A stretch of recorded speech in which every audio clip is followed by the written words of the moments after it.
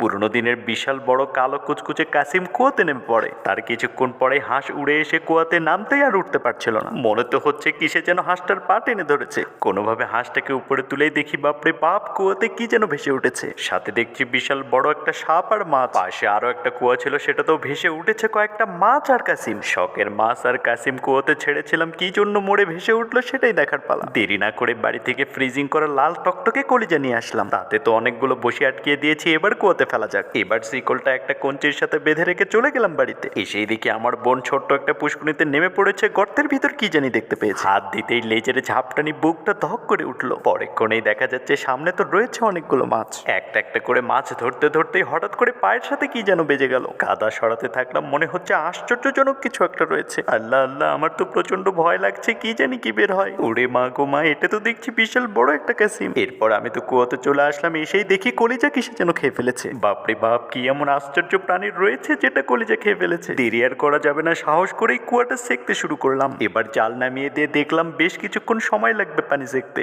এই ফাঁকে আমার বন্ধুরা আল্লাহকে সুন্দর ছবি এবং কাওয়া করে লাইক দিয়ে বাবা মার জন্য কমেন্টে লাভ পাঠিয়ে দাও। জানি যারা সত্যি সত্যি বাবা মাকে ভালোবাসে অবশ্যই কমেন্টে লাভ পাঠাবে। আরে আরে, আমার বন্ধুরা লাইক করে কমেন্ট করেছে বলে দেখো কতগুলো গোল্ডেন ফিশ পেয়ে গেলাম। সাথে পেয়ে গেলাম আরো অনেকগুলো বিশাল বড় বড় কচ্ছপ।